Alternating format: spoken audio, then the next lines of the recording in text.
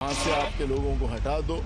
तो इसका मतलब है कि कंप्यूटरों में जो छोटे बच्चे गेम खेलते हैं वो गेम खेला गया, और जो आतंकवादियों ने हमारी बहनों का सिंदूर छीना था उनके बारे में देश के प्रधानमंत्री ने क्यों नहीं बात रखी, ये भी सवाल देश की जनता के सामने है। इतना झूठ बोलने वाले प्राइम मिनिस्टर, इतने गलतियां करने वाले और लोगों को फंसाने वाले, युवकों को धोखा देने वाले, गरीबों को जो उनको फंसा कर वोट लेने वाले, मैं किसी प्राइम मिनिस्टर को भी नहीं देखा। ये साल तो बेमिसाल नहीं है।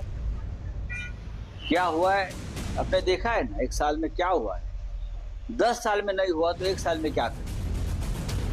10 साल निकल चुके ना, देश को दिशा मिली, दुर्दशा हो गई। मोदी जी के नेतृत्व में देश इतना कमजोर, दुर्बल हुआ है कि 70 साल में ये इतनी लाचारी हमने नहीं देखी।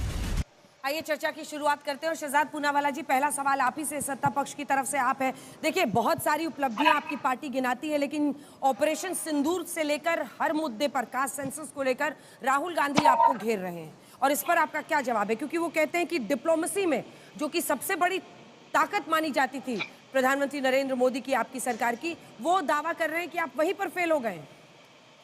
सबसे पहले तो अंजना जी, क्योंकि हम लोग एक राष्ट्रीय शोक के माहौल में आज भी है, तो सबसे पहले केवल ये कोई निजी एयरलाइन का बोइंग विमान नहीं गिरा है, केवल 250-300 परिवार प्रभावित नहीं हुए हैं, 150 करोड़ लोगों पर आसमान टूटा है।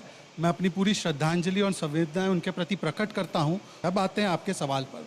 देखिए, हमारे 11 साल के कामों का हमने हर वर्ष रिपोर्ट कार्ड दिया है, और मैं कहूँ उसको समाप्त करूँ तो एक नया नॉर्मल सुशासन, सेवा और जन कल्याण में हमने किया है। और इसको अगर समाप्त करना है तो राम और गीता में समाप्त होता है। अब राम और गीता का नाम सुनकर हो सकता है कुछ लोगों के कान फूकें, पर राम और गीता का मतलब है आर से राष्ट्रीय सुरक्षा। 26/11 के बाद मोस्ट फेवर्ड नेशन स्टेटस देते थे, आज मुंह तोड़ जवाब स्टेटस देते हैं। ऑपरेशन सिंदूर हो, सर्जिकल स्ट्राइक हो, बालाकोट एयर स्ट्राइक हो, अब हम लोग देखते नहीं है आतंकवादी हमला होता है, हम जवाब देते हैं। नक्सली हमले भी जो है, और नक्सली प्रभावित जिले भी 150 से घटकर 18 हो चुके हैं। फिर ए से अर्थव्यवस्था।